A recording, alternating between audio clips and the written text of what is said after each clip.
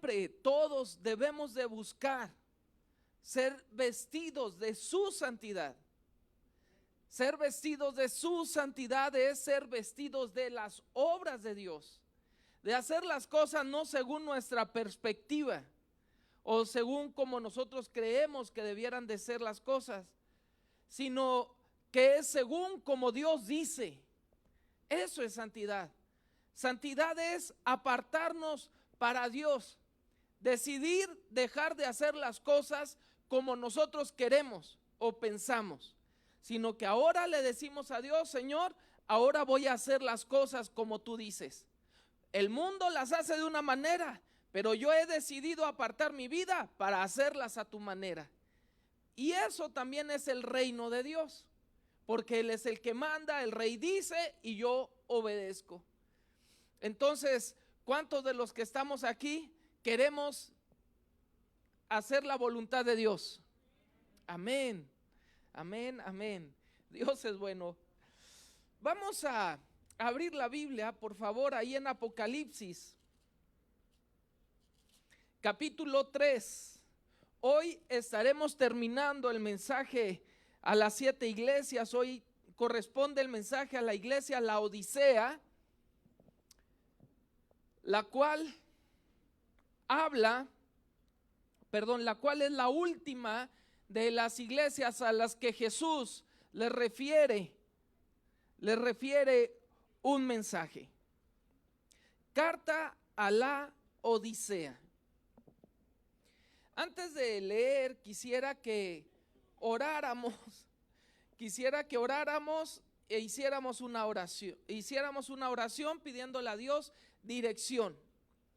Señor, te doy gracias por tu amor y tu misericordia.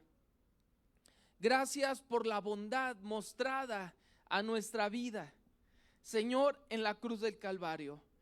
Permite que el día de hoy, Señor, podamos escuchar tu palabra con toda claridad y precisión, de tal manera que podamos convertir nuestra vida a ti, vivir hacia ti, Señor, y no hacia nuestros deseos. Queremos convertirnos, Señor, hacia ti, vivir hacia ti, Señor, hacia tus palabras y tus pensamientos. Gracias, bendito Dios, porque hoy tienes esta palabra reservada para nosotros. En Cristo Jesús te damos las gracias. Amén, Señor. Gracias, Dios. Dice la palabra del Señor en Apocalipsis capítulo 3, versículo 14.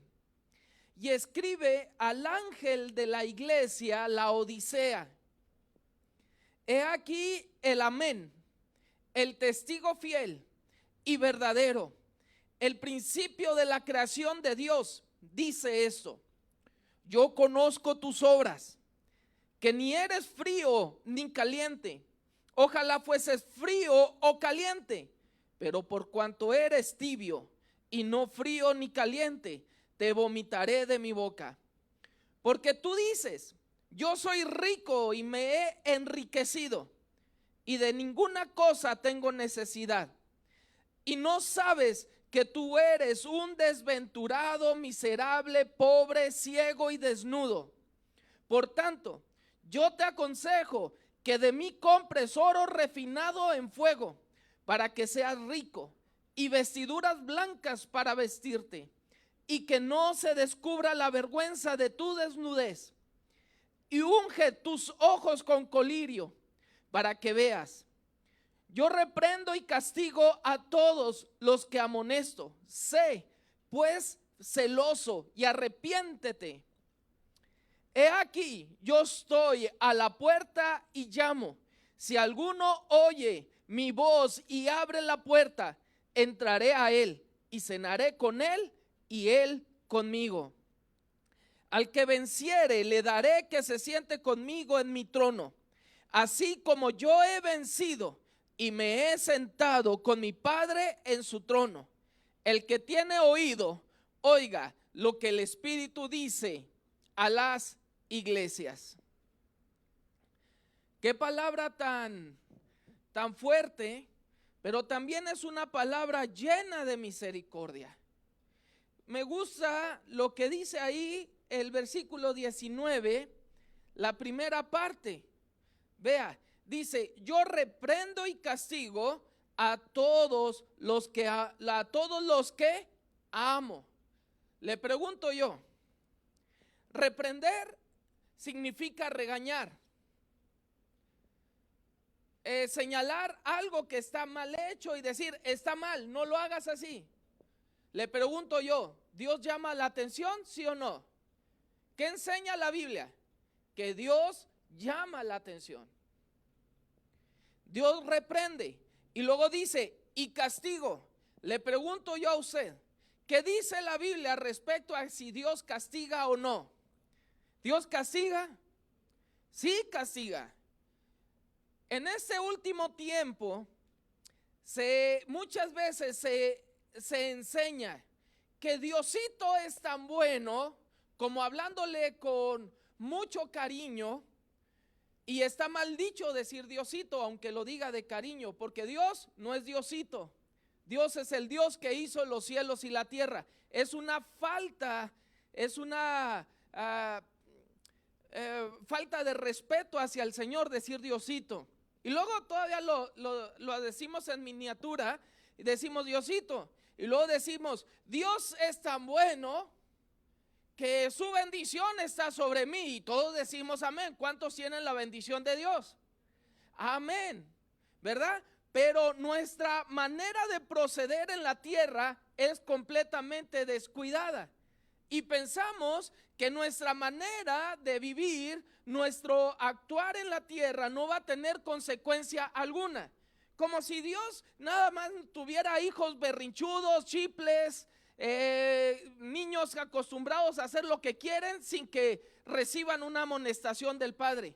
Quiero decirle una cosa: Dios no es un Dios barco. Dios es un Dios que es un Padre, y es el Padre perfecto. Si yo soy un padre barco, usted es un padre barco, una mamá barco, me refiero a que es pasalona, que no toma la autoridad sobre sus hijos. Yo quiero decirle que no es así Dios. Dios verdaderamente castiga y reprende. De tal manera que en ese tiempo, en términos generales, los que se dicen cristianos no tienen temor de Dios. Incluso a veces cuando se habla del temor de Dios, se dice: el temor de Dios no es un temor de miedo, es un temor reverente, como tratando de diluir lo que significa temor, como quitarle valor al temor. No, es que Dios es muy bueno, ¿cómo le voy a tener miedo a un Dios que es bueno? Mire, yo quiero decirle una cosa, yo tenía esa confusión, se lo confieso, y yo decía: bueno, ¿qué significa tener temor de Dios? Y yo busqué la palabra temor, y en alguna ocasión se lo he dicho, en algunas ocasiones, y lo que yo encontré por definición de temor es terror, miedo. Eso es lo que dice la palabra que significa temor. Entonces, buscando en la palabra, encuentro versículos tales como: dura cosa es caer en manos de un Dios vivo. Dura cosa es caer en manos de un Dios vivo. Entonces, a Dios no se le ignora. No es que Dios sea un Dios pasalón, no, Dios es severo y castiga la maldad. Entonces, a Dios, por una parte, uno debe de tener temor de fallarle a Dios. Claro que sí, porque Dios también me va a reprender o me va a castigar. Reprende y castiga dependiendo de la gravedad de la acción. Depende de la gravedad de la situación, o va a reprender o va a castigar. La dureza dependerá de lo que haga. ¿No hacemos así con nuestros hijos? ¿Verdad? Depende de lo que haga. No es así la justicia de los hombres, depende de la acción es la acción de la justicia, depende de la obra o del mal actuar o de la infracción a la ley, es la severidad del castigo. Claro que sí. Asimismo es la justicia de Dios. El principio de la sabiduría es el temor a Dios. Téngale temor a Dios, porque Dios castiga y es severo, reprende. De tal manera que si uno tiene temor de Dios, las acciones, el temor de Dios me va a frenar a hacer cosas que no le agradan a Dios, porque sé que el mal actuar tiene una consecuencia. Entonces el temor a Dios me va a frenar de equivocarme, me va a frenar de pecar. Por lo tanto, el temor es una bendición. Es una bendición. Porque el temor a Dios me va a evitar que yo cometa pecados. Pero por otro lado, es importante conocer el amor de Dios. Dice, a todos los que amo. Gracias a Dios, porque Dios no es un Dios inmisericordia. Alguien que no tenga misericordia. Dios es un Dios que tiene misericordia. Podemos tener pecadotototes severos, pero Dios dice, yo morí por los pecadotes y por los pecaditos, por todos y por todos los pecadores. Y Dios le dice a esta iglesia, por tanto, arrepiéntete. Muy bien.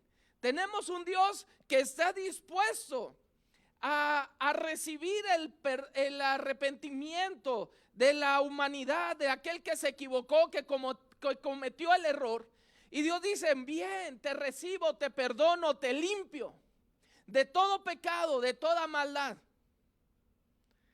Porque Dios nos ama, Dios no te va a desechar sin importar lo que hayas hecho.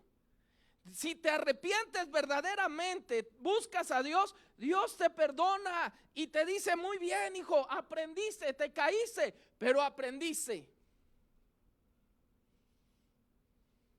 El día de ayer leí una frase que me gustó. Si te caes, haz como el sol, que todas las mañanas vuelve a salir, todas las tardes cae, pero todas las mañanas vuelve a salir con mayor fuerza. Así debemos de ser nosotros, como el sol, y Jesús es el sol de justicia.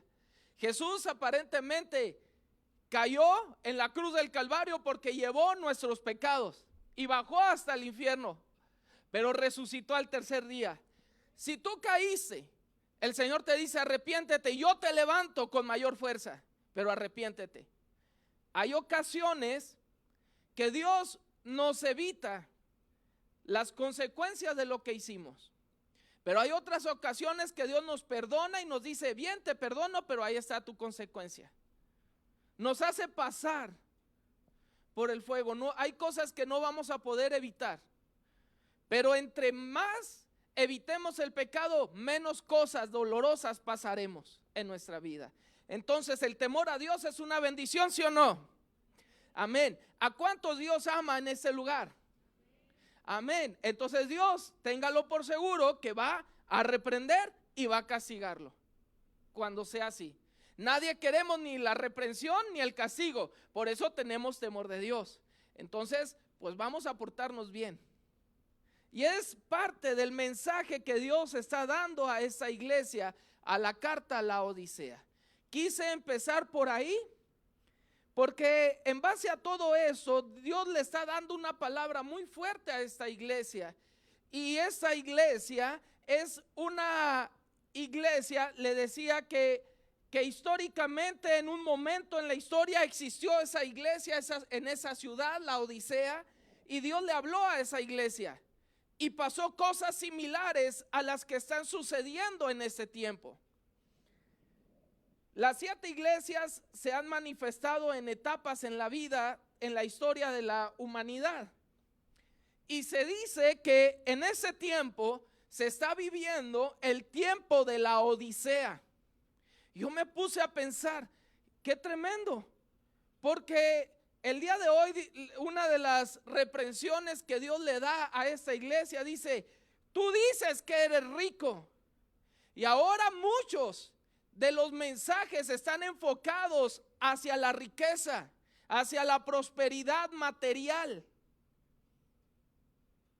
Y están desenfocados muchos de los que se dicen cristianos hacia la riqueza y la prosperidad. Y aquí Dios le está reprendiendo y le está diciendo: tú dices que eres rico, mas yo te digo que eres un pobre miserable ciego. Le está Dios hablando la realidad a la iglesia. No es que los cristianos estemos peleados con el prosperar económicamente o materialmente. Eso no tiene nada que ver.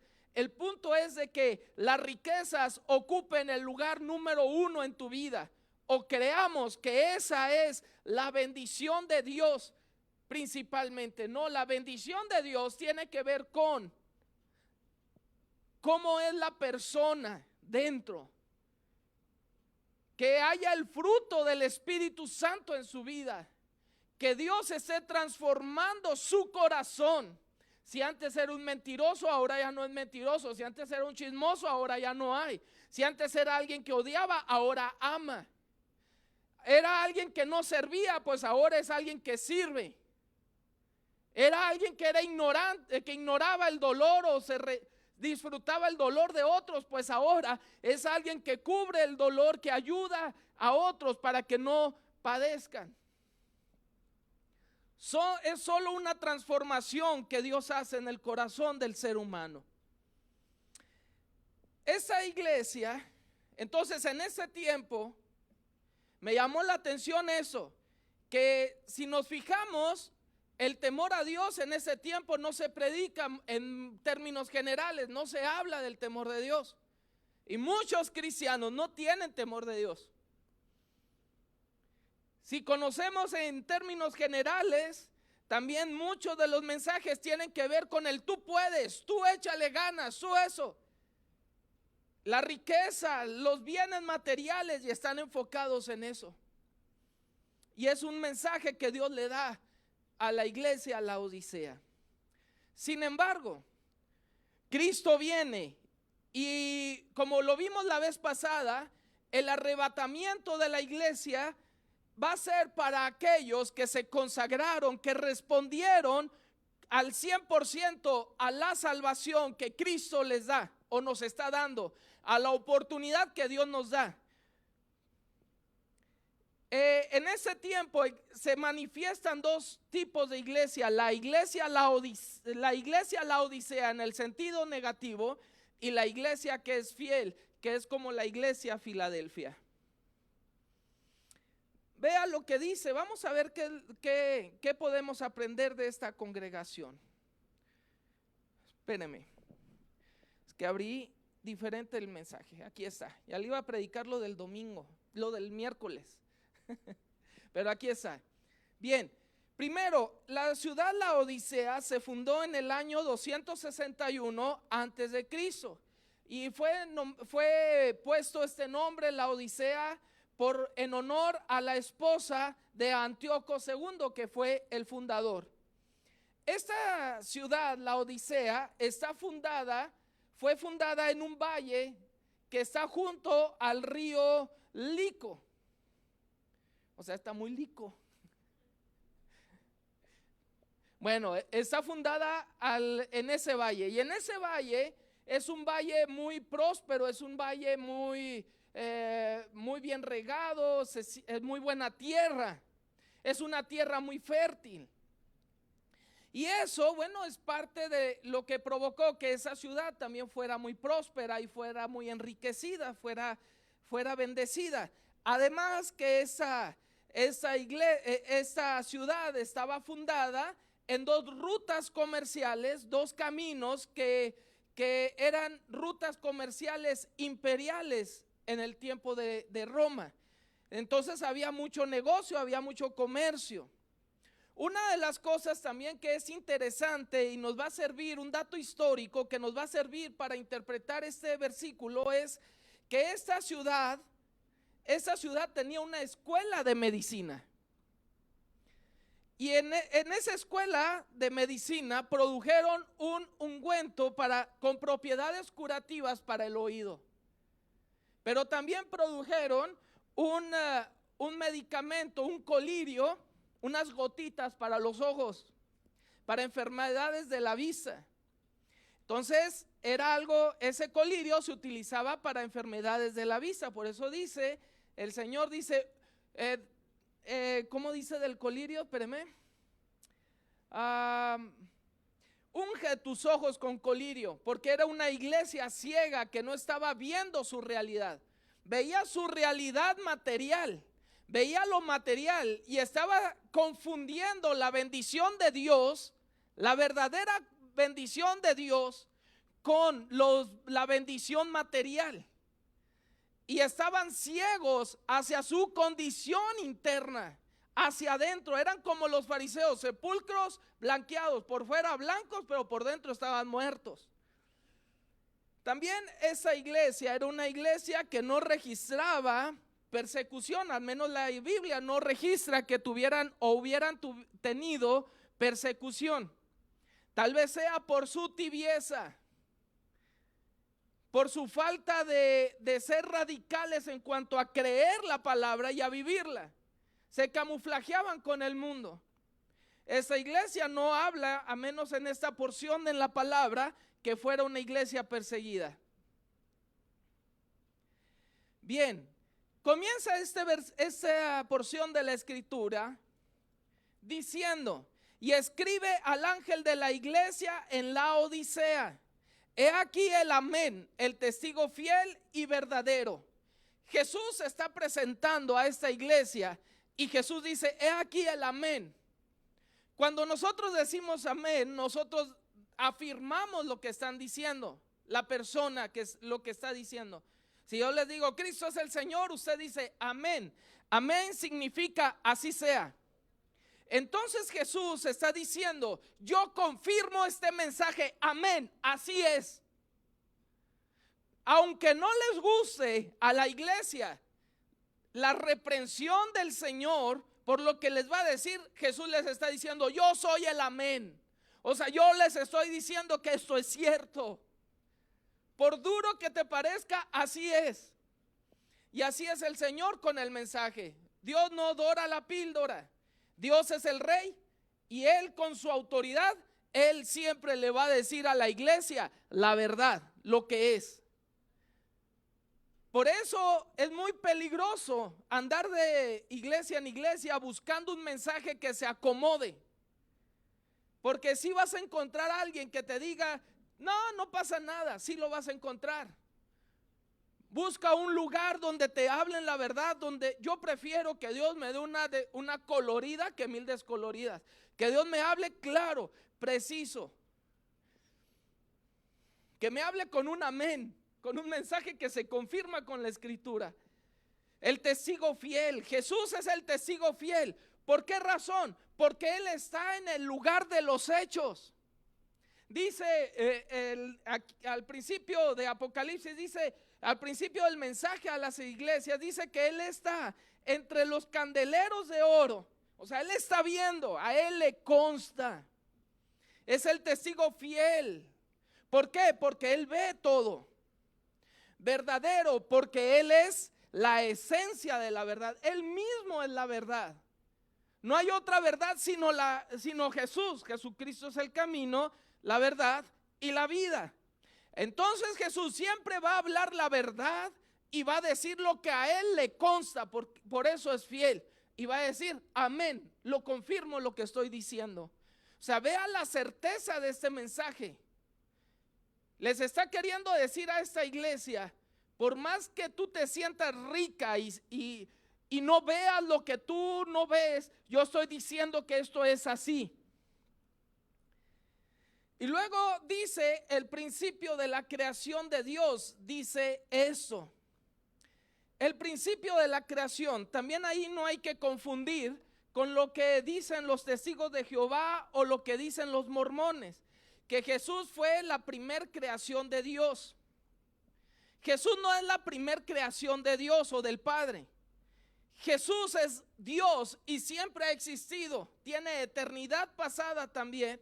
Por eso Él es Dios, no es el principio de la, no es el primero de la creación. Dice el principio de la creación porque Él es el principio, es la sustancia, es el verbo, es la palabra de Dios por medio de la cual Dios hizo los cielos y la tierra.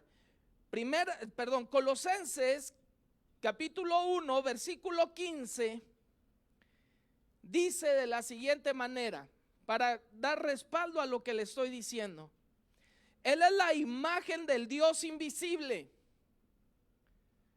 el primogénito de toda la creación, porque en Él fueron creadas todas las cosas, las que hay en los cielos y las que hay en la tierra. En Él fueron creadas.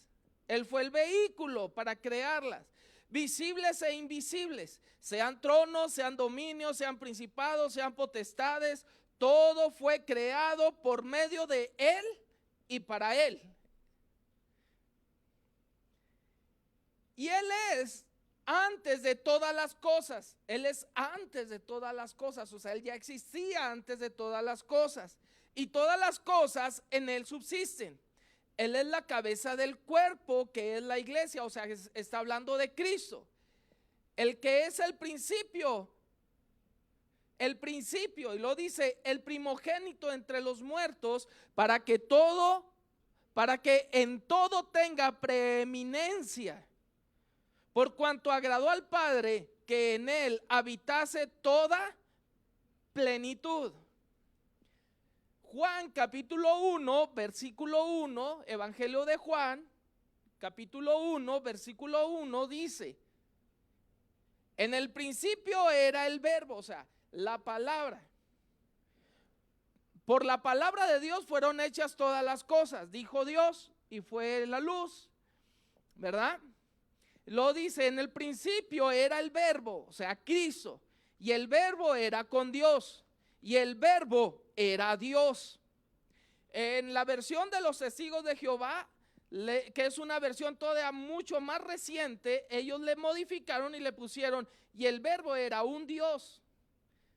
A veces en esa traducción le cambian algunas palabras, pero lo correcto, si usted ve todas las demás traducciones, todas, con excepción de esa, todas dice era Dios. Afirman la deidad de Dios. O sea, hay más evidencia que diga que que Jesús es Dios, a que de hecho nomás hay una evidencia, una fake news, ¿verdad? Que dice era un Dios. O sea, nada más hay una que fue adulterada. Entonces dice, este era en el principio con Dios. O sea, claro, Él estaba con la Trinidad. Él era parte de la Trinidad. Y lo dice, todas las cosas por Él fueron hechas, y sin Él nada de lo que ha sido hecho fue hecho. O sea, Él lo hizo. En Él estaba la vida, y la vida era la luz de los hombres, y la luz en las tinieblas resplandece, y las tinieblas no prevalecieron contra ella. En el principio era el verbo, y el verbo era con Dios, y el verbo era un Dios. Bueno, volví a decir el versículo número 1. Entonces, nosotros podemos confirmar que Jesús es Dios. Y es el principio de la creación, o sea, es la esencia de la creación. De Él salieron todas las cosas. El Hebreos capítulo 1, versículo 1 dice: Dios, habiendo hablado muchas veces y de muchas maneras en otro tiempo a los padres por los profetas, en estos postreros días nos ha hablado por el Hijo, a quien constituyó heredero de todo, y por quien asimismo hizo el universo. O sea, Jesús es el creador, es el medio por el cual el Padre hizo todas las cosas. Bueno, hay que seguir adelante. Dicho eso, vea lo que dice el versículo 15. Dice: yo conozco tus obras, que ni eres frío ni caliente. Ojalá fueses frío o caliente. Pero por cuanto eres tibio y no frío ni caliente, te vomitaré de mi boca. Vea lo claro que es Jesús. Jesús espera que los cristianos y la vida cristiana sea radical. La diferencia entre el mundo y el cristianismo es abismal. Tiene las tinieblas, la oscuridad y la luz. Y luego está diciendo así como que frío y caliente. ¿Hay diferencia, sí o no? Total. Es opuesto una cosa a la otra. Entonces Jesús está diciendo: ojalá fueses frío. Prefiero que seas bien mundano a que seas un tibio. Pero es mejor que seas caliente y disfrutes la vida cristiana como es. La vida cristiana, jóvenes, es más, no tiene comparación con la del mundo cuando se vive en intimidad con Dios. Pero la vida cristiana, hermanos, es la vida más frustrante que hay sobre la faz de la tierra cuando se vive tibia. Por eso a Jesús le da asco la vida cristiana a medias. Es más difícil, es frustrada, es así un cuajarón que ni es sólido ni es líquido. A Jesús le producen náuseas. La tibieza es ser neutral. En ese tiempo podemos ver a muchos que dicen: es que no podemos ser tan radicales porque el mundo no se convierte. No, es que no se trata ahora que eres cristiano, no se trata de la conversión del mundo según nuestras ideas. Dios quiere que seamos radicales. Por eso nos dice que sed santos porque yo soy santo. Santo es apartado, o sea, apártate del mundo. No te mezcles, eres aparte del mundo, eres otra cosa. Porque Dios es santo. Entonces Dios quiere que ganemos el mundo, pero siendo santos, jalando al mundo a la santidad y apartarse para Dios.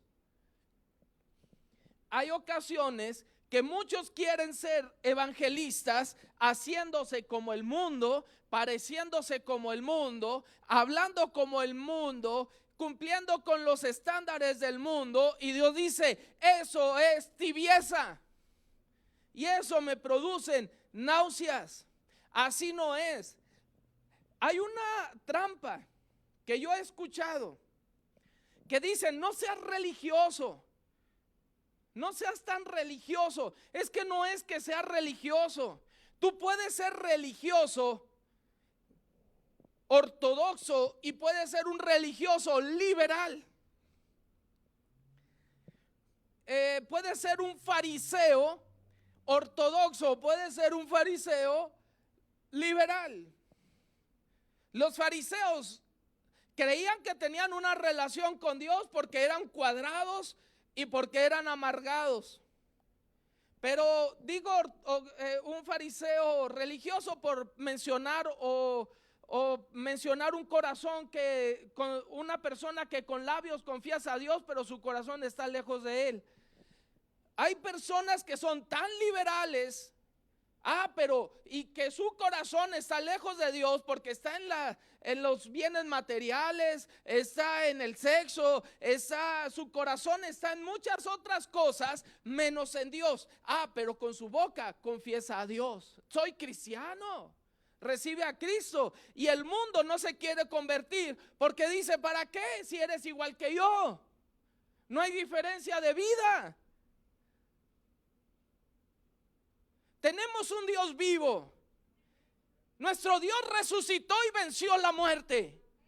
Entonces no podemos tener un estándar como el del mundo, porque el mundo es muerte, Cristo es vida y Cristo vive. Y Dios les está diciendo a la iglesia: por favor, ¿qué clase de Dios predicamos? Decimos es Dios todopoderoso. ¿Cuántos dicen amén? Pero con los hechos expresamos a un Dios que no puede nada, que no puede quitar la mentira de mi boca, que no puede quitar la envidia de mi boca, que no puede quitar los pecados, los malos pensamientos, el mal actuar de mi vida. Eso sí no puede. Me puede salvar del infierno, pero de mi condición humana hacia el pecado no me puede salvar. Y Dios dice: ¿qué herejía es esa pues? ¿O crees que yo todo lo puedo? ¿Crees que yo vencí la muerte? ¿O no crees nada? Pero estar a medias me produce náuseas, porque Jesús dio todo en la cruz del Calvario, hasta la última gota, por amor a nosotros. No se reservó nada, lo dio todo. Y Dios dice: yo lo di todo. ¿Cómo que nomás tomas lo que te conviene? Ah, sí, lo que me conviene, no me quiero ir al infierno. Cuando termine mi vida de placeres carnales, terrenales aquí en la tierra. Y Dios dice: eso es conveniencia, tu conveniencia. Y Dios dice: o vas a creer o no, todo o nada. En esa iglesia, en la Odisea, existían unos manantiales cerquita de ahí de la iglesia, de la ciudad. Unos manantiales que tenían aguas tibias, que no servían absolutamente para nada. En ese lugar llamado Hierápolis se encontraban esos manantiales tibios. No proporcionaban agua para beber, ni proporcionaban un agua que fuera usada o se pudiera utilizar para cuestiones terapéuticas. Ya ve que ellos tenían una escuela de medicina ahí. Ni para la medicina, ni para tomar, ni para disfrutarse. Eran manantiales, ahora sí que de adioquis ahí. ¿De qué sirve un manantial así? ¿De qué sirven aguas así? Pues para nada. Ellos estaban entendiendo eso. Por eso Jesús les habla claro, preciso, duro, y les dice, duro y a la cabeza les dice: así como esos manantiales, ustedes no sirven. Pueden ser llamadas la iglesia, una fuente que salta para vida eterna. Ustedes pueden ser la fuente de vida, pero no son nada, o sea, no sirven para nada, es lo que Jesús les está diciendo. Yo quiero que sean una fuente de agua viva como Cristo, porque son el cuerpo de Cristo. Les está diciendo: son un manantial muerto, son un manantial tibio, no sirve para nada, ni para darle salud y medicina al mundo, porque no tienen nada en sus aguas, pero tampoco le sirven al mundo para disfrutarse. Ni el mundo los disfruta. Es más, un cristiano tibio lo van a ver como hipócrita. Aún el mundo, por la tibieza, te va a aborrecer. Aún el mundo aborrece al cristiano tibio. Tú quieres quedar bien, pero dice: ay, sí, son una bola de escamados. Mira, se dice cristiano.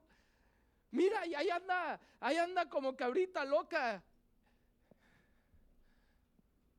Mira, se dice cristiano. Tal vez no te lo dicen a ti, pero a tus espaldas te lo hablan. Tu familia, cuando ven la tibieza, dicen: mira, sí, como no, cristiano. Sí, como no va a ser cristiano.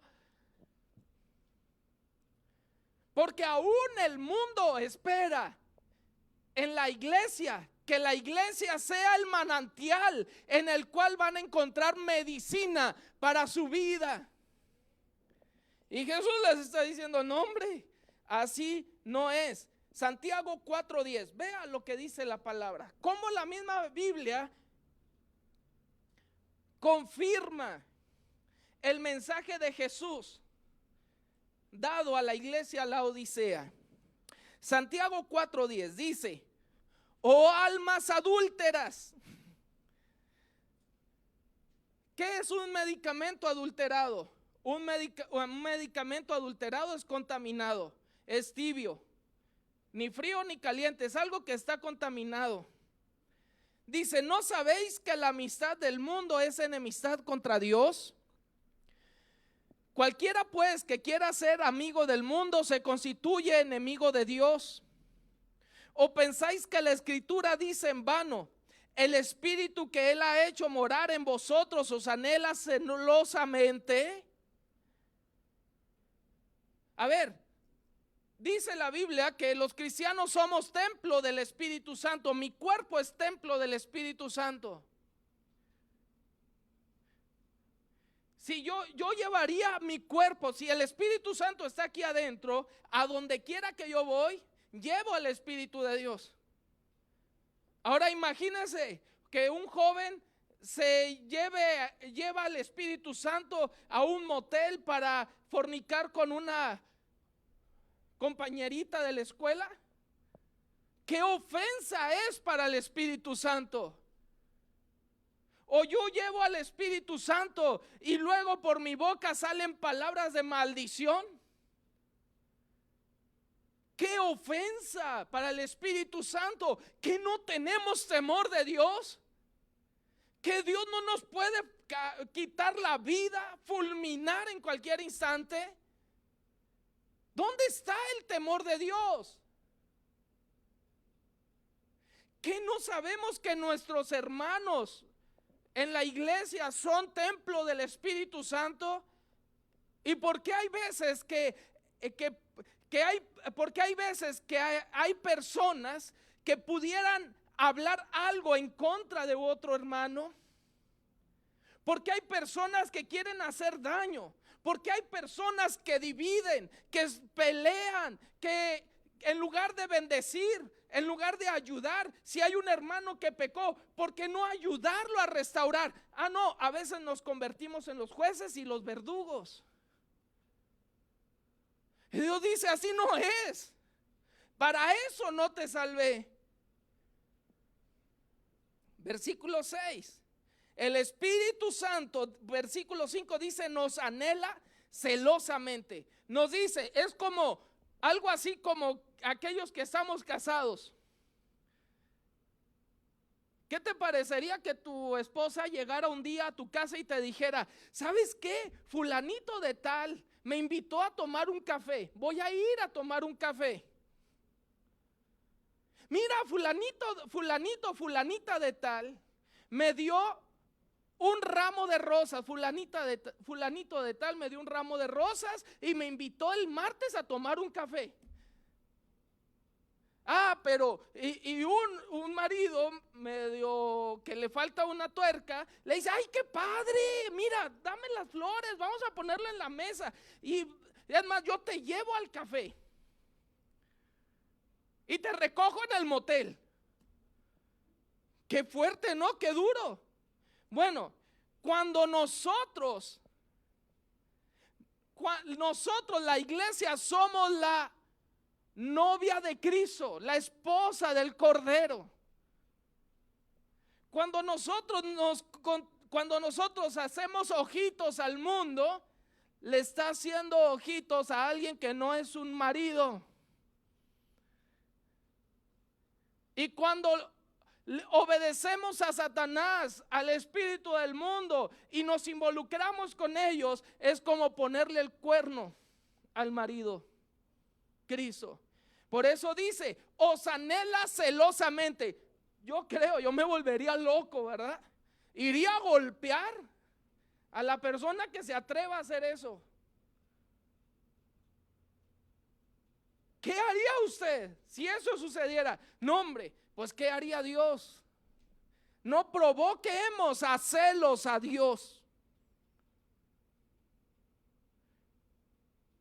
Cuidado, porque Él nos ama.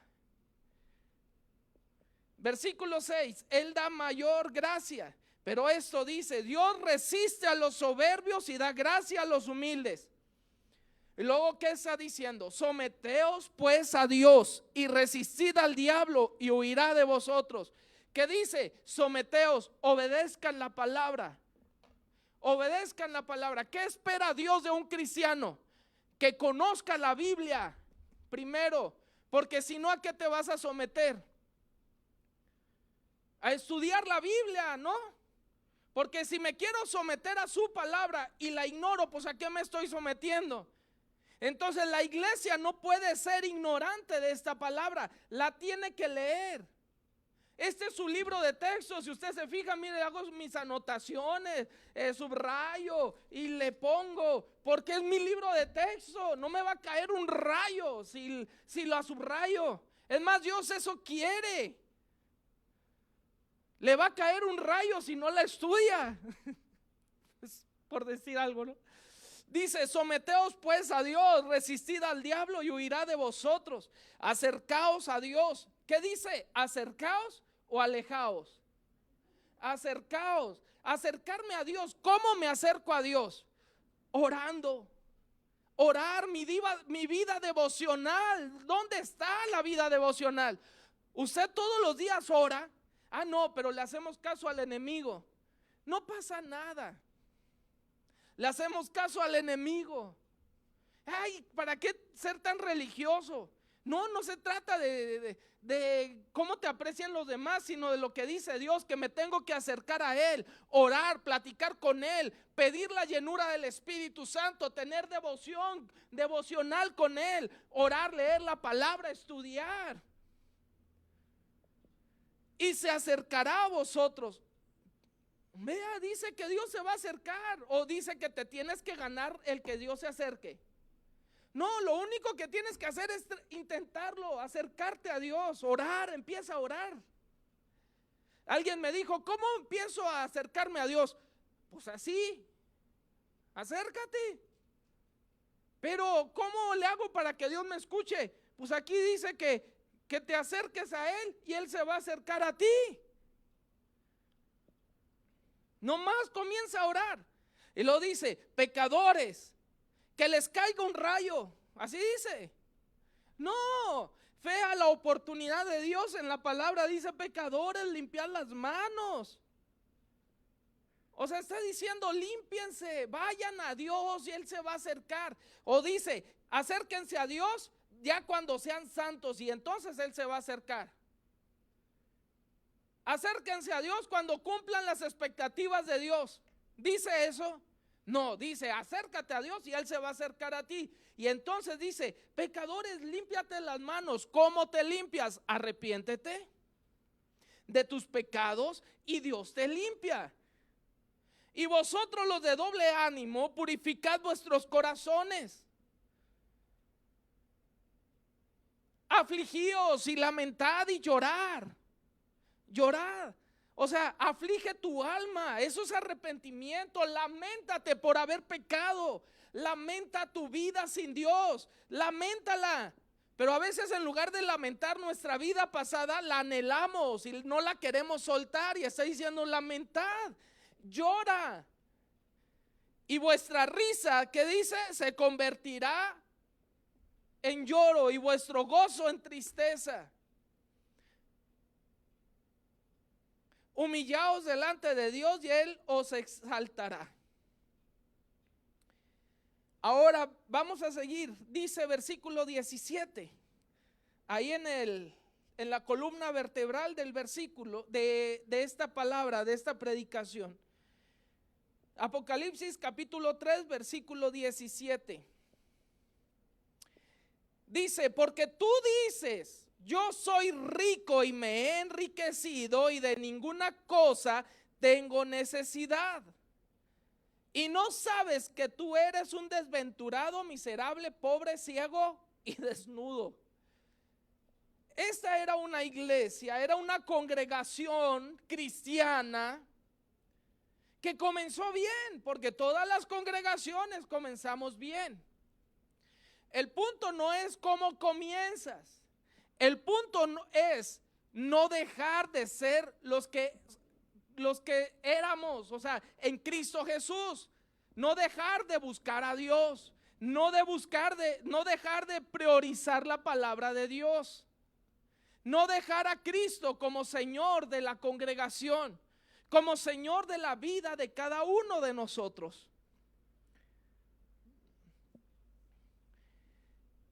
La Odisea era una congregación que se creía, que vivía en la opulencia, en la abundancia. Era rico.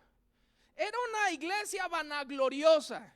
Era una congregación que se había desviado del mensaje. Y era una iglesia que se creía cristiana porque era tibia, o sea, no estaba fría, estaba tibia. Creía que dominaba todo. Dominaba a Dios porque no lo dejaba. Y dominaba al mundo. Había un equilibrio. Ni tan, ni ton, ¿no? O sea, todo parejito.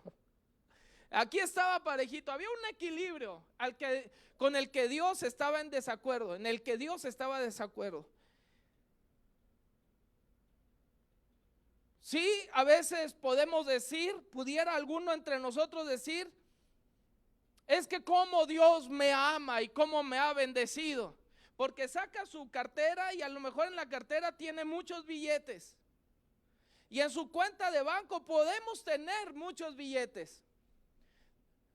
El problema no son los billetes. El problema es que tú crees que esa es la bendición de Dios. ¿Cómo sabes que la bendición de Dios está en tu vida? Si la medimos en respecto a los bienes materiales, entonces pudiéramos decir que muchos que no son cristianos, es más, muchos satánicos tendrían mucha más bendición que nosotros. Porque muchos, incluso satánicos, son dueños de grandes empresas y les va bien y tienen billete y viajan y tienen casas y carros y tienen todo y cuentas de banco. Los bienes materiales no pueden decir qué tanta bendición de Dios tienes en tu vida. Eso pasaría a segundo término. Hay personas que no tenían antes la bendición económica que tenían en ese momento. Cuando conocieron a Dios llegó la abundancia económica, y esa abundancia económica los hizo alejarse de Dios. Le pregunto yo, ¿la riqueza fue bendición o maldición? Tal vez Dios se las dio como para bendecirlos, como una añadidura, pero ellos la convirtieron en maldición. Entonces los bienes materiales no dicen qué tanta bendición de Dios hay. La bendición de Dios comienza cuando un pecador se arrepiente de sus pecados y le dice a Jesús que sea Señor de su vida. La bendición que Dios da a la iglesia es el señorío de Jesús sobre él. El que Dios sea tu amo, esa es la bendición. El que Jesús, y estoy diciendo amo, palabras que suenan fuertes, pero es real. El que Jesús sea tu dueño, que Jesús sea tu Señor, esa es la bendición del ser humano. ¿Y cómo sabemos que Jesús es Señor verdaderamente de una persona? Cuando Jesús manda sobre la persona. Cuando la persona, Jesús dice en su palabra, en la Biblia, Jesús dice y la persona obedece. Ahí es donde tienes bendición. Dice la palabra, buscad primeramente el reino de Dios y su justicia. Busca primeramente que Jesús gobierne tu vida. Esa es la bendición. Y lo demás viene por añadidura. Las bendiciones materiales son añadiduras. Pero a veces queremos las añadiduras, la salud. La salud también es una añadidura. porque la enfermedad tampoco determina la bendición. Puede ser una persona que está enferma pero tiene la bendición de Dios. Está terminando sus días en un hospital, pero Dios está ahí. La salud es una añadidura, la riqueza material es una añadidura a la bendición. Buscad primeramente el reino de Dios y su justicia, el reino de Dios, que Cristo gobierne con esta justicia que está aquí escrita, y lo demás viene por añadidura, hombre.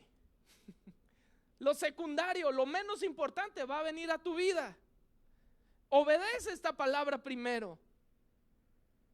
Es lo que les está diciendo ahí a esa iglesia. Era una iglesia que abundaba en la intelectualidad humana. Se creían muy inteligentes, muy sabios, muy letrados, pues hasta una escuela de medicina tenían ahí. Nos podemos ufanar por nuestros títulos que tenemos ahí, licenciados, ingenieros, maestros, doctorados, lo que tengas, pero si no tienes a Cristo no sirve de nada.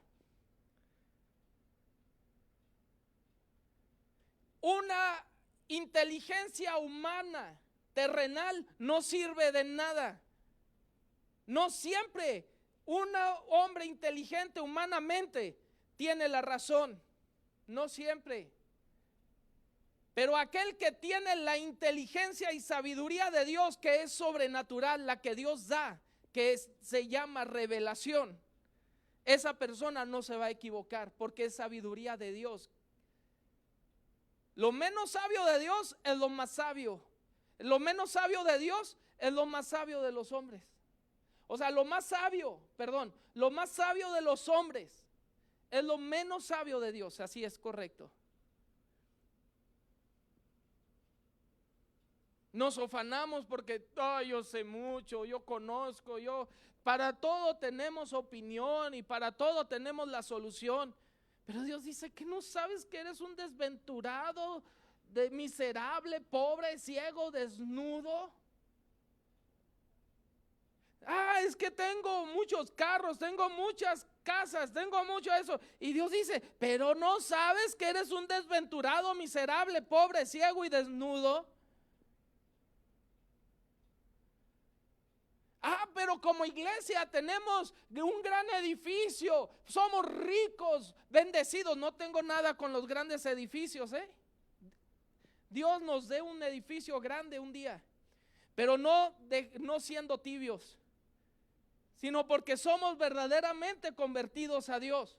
Pero hay quienes traducen la bendición de Dios por la cantidad de edificios que tienen y la calidad de ellos. Y Dios dice, pero no sabes que eres desventurado, miserable, pobre, ciego y desnudo. Tenemos muchos congresos, muchas actividades, y Dios dice, tú te crees rico, pero Dios te dice pobre, ciego, desventurado y desnudo. Qué triste engañarnos, cambiar las cosas verdaderas por lo que no lo son.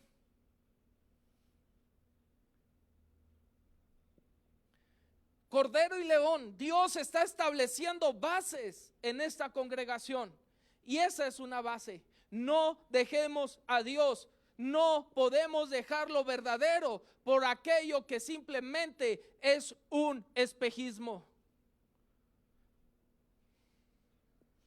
Dice versículo 18, por tanto, yo te aconsejo que de mí compres oro refinado en fuego. A ver, Jesús le está diciendo, eres un pobre ciego, no tienes nada, ni dónde caerte muerto.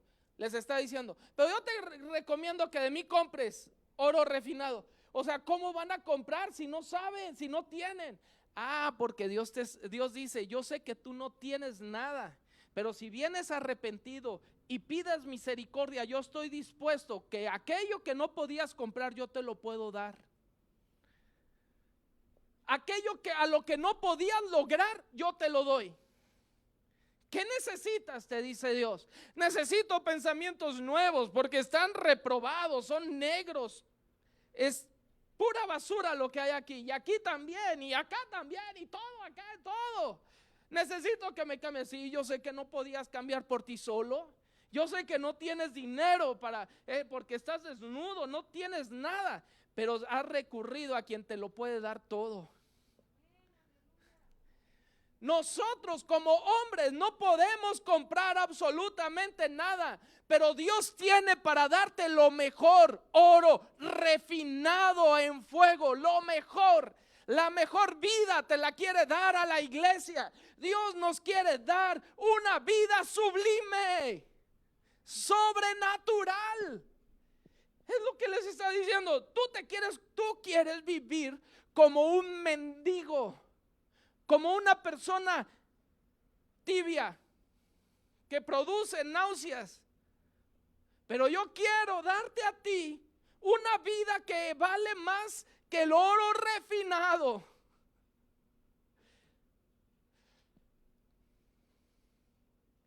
Una vida refinada. Deseables son más que el oro y más que mucho oro afinado, dice tu palabra. La palabra de Dios es mucho más valioso que el oro refinado. Y Dios dice, te lo quiero dar. Es más, te lo he dado.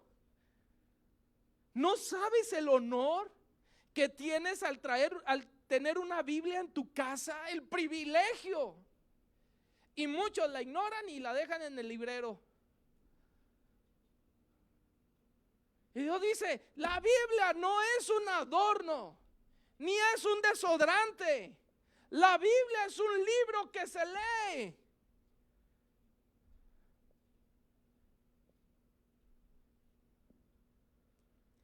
Y no solo se lee, se vive. Gloria a Dios, ¿no? Que Él nos da lo que no podemos comprar. Y luego sigue diciendo, y vestiduras blancas para vestirte. Pues claro, Dios nos va a dar una vida gloriosa, como la iglesia nos da su palabra. Y luego dice vestiduras blancas. Pues sí, porque esa palabra que vale más que el oro y más que mucho oro afinado, como dice el Salmo, dice, te va a llevar a tener una vida de integridad. Entonces vas a tener vestiduras blancas. Vas a tener vestiduras. Vas a vivir no como un desnudo, como vive el mundo sin Cristo, sino como alguien que está cubierto con la sangre de Cristo, alguien que está cubierto con las obras de Dios en la tierra, alguien que actúa, que habla, que piensa como un hombre y una mujer redimidos por la sangre del Cordero, que es Cristo Jesús. Una vida sublime es la que Dios quiere dar a la iglesia y está dispuesto a darlo. Dice aquí, sigue diciendo. Dice, y no se descubra la vergüenza de tu desnudez. Estaban llegando a colmarle la paciencia a la iglesia, esa congregación, a Dios. Dios le dijo, compra oro refinado, lee la palabra, busca la revelación de Dios, comienza a vivirlas, vístete con vestiduras blancas, porque si no me vas a colmar la paciencia y voy a descubrir tu desnudez. O sea, voy a mostrarle al mundo que no eres cristiano. Vas a caer en pecado y en vergüenza. A veces decimos, pero ¿por qué esos escándalos? ¿Por qué? Porque Dios dice, ¿por qué? Porque te dije y te volví a decir, pero ya entonces te entrego a tu pecado. ¿Pero por qué cometió adulterio? ¿Pero por qué eso? ¿Por qué el otro? Dios dice, pues porque te dije, arrepiéntete. Te dije, conviértete de tus malos caminos, no seas tibio, pero ya no. Entonces se descubrió tu desnudez. Dice, y unge tus ojos con colirios. Estás ciego ahorita. Pídele al Espíritu Santo que sea la medicina para tus ojos y te ayude a ver la realidad en la que tú estás y en el peligro en el que estás. Dios nos ayude a tener claridad de pensamientos, que nos ayuda a tener una visión real de lo que somos nosotros. y del riesgo en el que pudiéramos estar. Cuidado.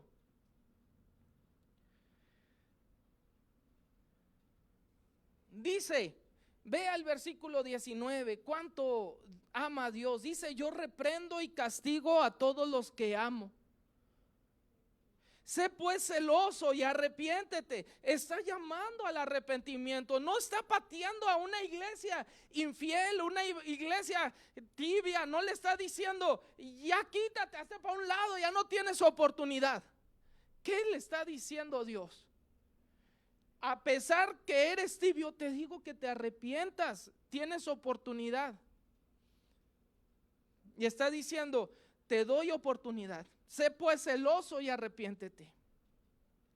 Y luego lo que dice, he aquí yo estoy a la puerta y llamo. Si alguno oye mi voz y abre la puerta, entraré a él y cenaré con él y él conmigo. ¿Pudiera ser que fuéramos una congregación que dejó al Espíritu Santo fuera? Sí. Que Dios nos está hablando. Déjame entrar. Arrepiéntete. ¡Ey! Qué religioso, ¿para qué tanto? ¿Por qué? No, eso no es así. Dios no es tan severo, no. Y Dios dice, te estoy hablando, hay oportunidad. Y dice, si abres la puerta voy a hacer fiesta contigo, o sea, voy a cenar contigo, voy a entrar otra vez a mi hogar, a mi templo. Si me echaste del templo, yo quiero volver a entrar. Al que venciere le daré que se siente conmigo en mi trono, así como yo he vencido y me he sentado con mi Padre en su trono. El que tiene la capacidad de oír, tiene la obligación de hacer lo que el Espíritu dice a las iglesias. Dios te está diciendo, estoy tocando a la puerta de tu corazón. Yo estoy buscando que seas alguien que arda, que hierva en su corazón de amor por Dios. Si no ha sido así tu vida, Dios te dice, comencemos de nuevo, arrepiéntete. Pero comienza a hacerlo. Cierre sus ojos, por favor, y vamos a orar.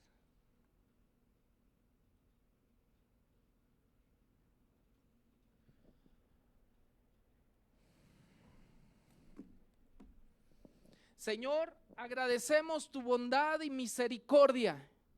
Gracias, Señor, porque tú estás hablando claro y preciso lo que necesita escuchar la iglesia en estos tiempos. Ayúdanos a ser cristianos verdaderos, genuinamente cristianos, personas ardientes en ti, como esos serafines, Señor, que habla Isaías, que volaban, Señor, alrededor de tu trono y que decían, santo, santo, santo, Jehová de los ejércitos. Queremos ser adoradores, queremos ser personas postradas ante ti. Somos tu iglesia, queremos ser la iglesia de Filadelfia, una iglesia fiel. Perdona nuestra tibieza, perdona la falta de arrepentimiento, pero hoy venimos a ti buscándote con todo el corazón para que endereces nuestro camino. Atendemos tu llamado, abrimos la puerta de nuestro corazón para que entres a tu hogar, a tu casa, a tu templo, a nuestro cuerpo y lo hagas templo del Espíritu Santo.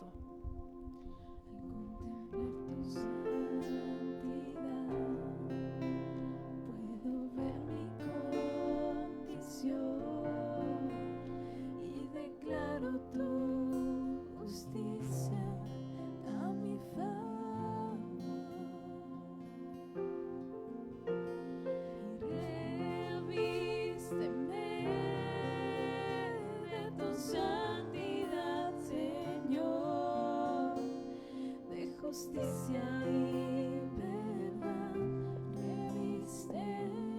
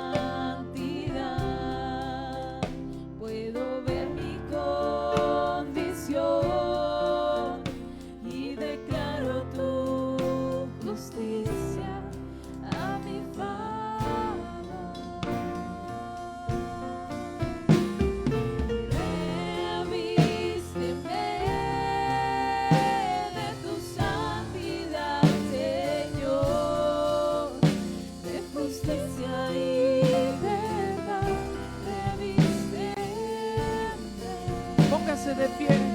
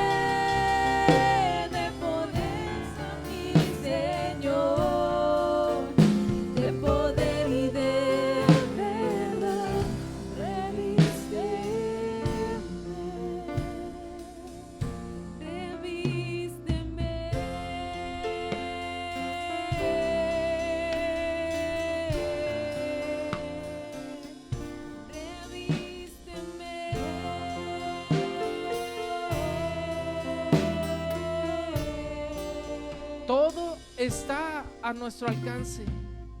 Él lo puso. Está tan lejos como arrepentirnos. Está tan lejos como recurrir a Él con un corazón arrepentido.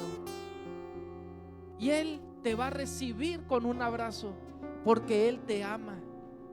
Si escuchaste este mensaje, yo sé que nos reprende, pero nos bendice porque Él nos ama. Nos enfoca en lo que es verdadero. Le invito a tomar sus diezmos y ofrendas para que todos podamos participar de esto. Si usted está viendo este mensaje, usted también puede participar en entregar sus diezmos y ofrendas, haciendo una transferencia a la cuenta de la iglesia, la cual la van a poner en este momento. Usted puede hacer esa transferencia y usted puede participar, lo puede hacer con toda libertad. Todos los que estamos aquí también vamos a entregar nuestros diezmos y ofrendas y los depositamos aquí en el alfolí o en los alfolís aquí presentes. Vamos a orar para entregarle a Dios nuestros diezmos y nuestras ofrendas. Señor, te entregamos nuestros diezmos y ofrendas porque te amamos. Tú eres nuestro Dios. Gracias, Señor, por tu bondad y tu inmensa misericordia. Entregamos diezmos y ofrendas porque te amamos a ti, Señor, porque lo enseña tu palabra que así debe de ser. Señor, muchas gracias. En el nombre precioso de Jesús hacemos esto, Señor. Amén, Señor. Gracias, Dios. Entonando este canto, usted puede pasar a entregar diezmos y ofrendas, y de esta manera despedimos la transmisión.